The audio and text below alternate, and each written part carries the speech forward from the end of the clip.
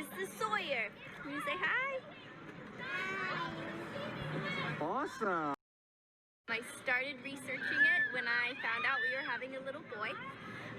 And we decided that we felt that the risks to circumcision didn't outweigh the benefits. The American Academy of Pediatrics revised prior recommendations and said that in spite of potential health benefits, there was insufficient evidence to recommend routine circumcision.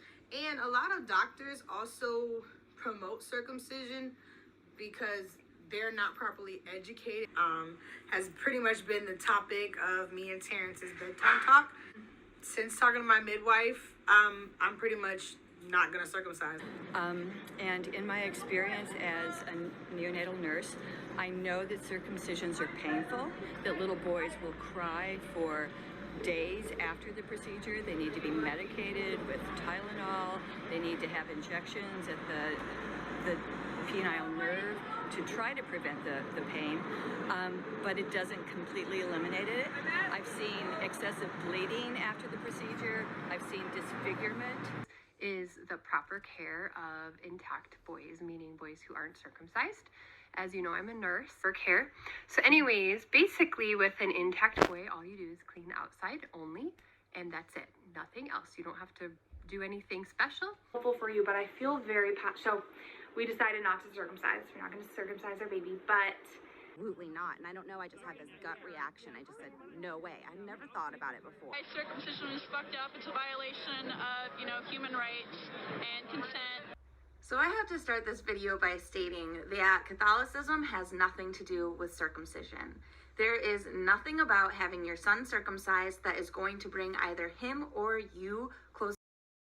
In Romans 2 verse 9, we see that circumcision is no longer to be a fleshly removal, but rather a circumcision of the heart. Just removing the appendix, even though it's in totally fine working form, just to say, well, we're going to take this out just so that you don't get appendicitis down the road. In the 1970s, 1980s, it was approximately 8 out of 10 boys were circumcised at birth, and now the number is First couple men that I dated were intact, and then after that, and that was just normal for me then because I hadn't been with anybody that was circumcised, and so it's just never made sense to me from that point on. I don't know much about it, but I know my parents definitely are against it. All my brothers are uncircumcised, and I think that more people shouldn't be. Just kidding. The short answer is experience and curiosity. Having experienced both intact and circumcised men, the one thing I noticed is the intimacy I experienced felt different. There are some vulvas and vaginas that are sensitive enough that recognize the difference, and others that are not. The reason for this is that when the foreskin retracts, those folds and ridges provide extra stimulation. But it's important to remember that whatever penis you were working or playing with at the time, they work the same way.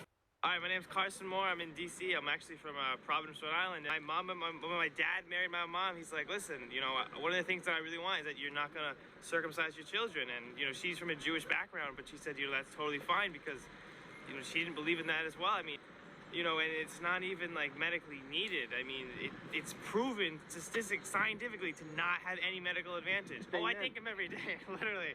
Not every day, but thanks, Dad. Great, great, yeah. Yeah. Are you lying to me? Yeah. So you're not? No, I'm not circumcised. Wow. So no? You're not? You're not? You're regular? Yeah, I'm regular. Are you circumcised? Nope. Really? They think it's People think to get a circumcision is required, but it's really not. So Right, it's not. It but doesn't matter. So my mom. But they say it's easy because they My say, mom oh, found but out that it's not required to get Look at my circumcision, yeah. so she just didn't circumcise.